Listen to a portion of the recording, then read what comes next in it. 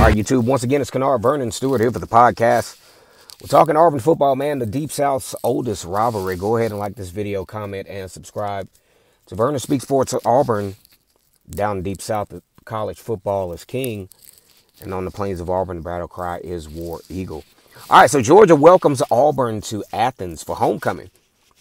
The Tigers hadn't beaten Georgia in Athens, and that's been, an ongoing storyline since 2005, nearly 20 years ago. Georgia returns home after a crazy loss to Alabama, where they found themselves down as much as 30-7, but found a way to take the lead late. But freshman sensation at Alabama, Ryan Williams, made a spectacular 75-yard catch to seal the win for Alabama. Carson Beck leads Georgia once again at quarterback, had a sensational campaign in 2023.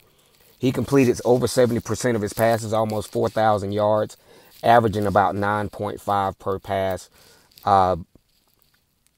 But he did lose a lot of production with Brock Byer. Still trying to find that breakout receiver, but they've done pretty good. They got Arian Smith, Dylan Bell, and Dominic Lovett.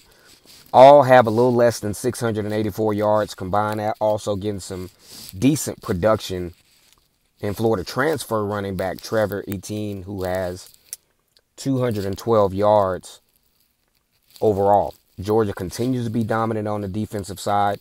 They got a pretty even number of tackles among them. C.J. Allen is the leader of that squad. Auburn target and true freshman. I happen to see this. K.J. Bolden has been active for this Georgia defense in the secondary. Georgia now the 5th-ranked team in the country. Auburn, on the other hand, having some quarterback issues. Peyton Thorne, who lost the starting job against Cal, but returned as starter in most recent game with Oklahoma, had a pretty solid performance. 21 of 32, 338 yards, 3 touchdowns, but a crucial interception that led to a touchdown for Oklahoma late was the stain of a very good day for Peyton Thorne. Jerquez Hunter is leading the rushers for Auburn. Auburn's got to have a good game from him, absolutely, for them to have a chance in this football game.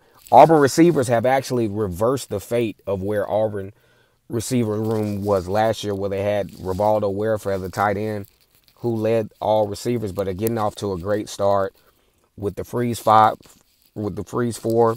Freshman Cam Coleman, Malcolm Simmons, and Perry Thompson have been the biggest contributors from that group. Keandre Lambert-Smith, transfer from Penn State, has been huge with 415 yards. Auburn defense has done pretty well getting this squad to have at least some type of balance. They did have some challenges with third downs, getting teams off the field on third down. That was actually fixed to a large scale against Oklahoma.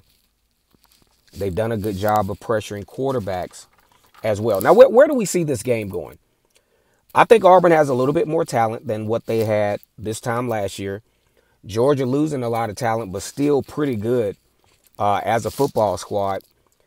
I think, you go into an environment like Athens where Auburn tends to not play well. They usually get off to bad starts. That's something that they're going to have to avoid in this game, giving themselves a chance in the third quarter, having some opportunities, maybe getting a turnover here and there to kind of even out the playing field. But I still see this going left for Auburn. Carson Beck, definitely experienced, looking for a breakout game. I think Auburn goes down in Athens 35-14. Let me know what your predictions are in the comment section. Go ahead and like this video, comment, and subscribe to Vernon Speaks Sports Auburn. Like I said before, down in the Deep South, college football is king. And on the plains of Auburn, the battle cry is war.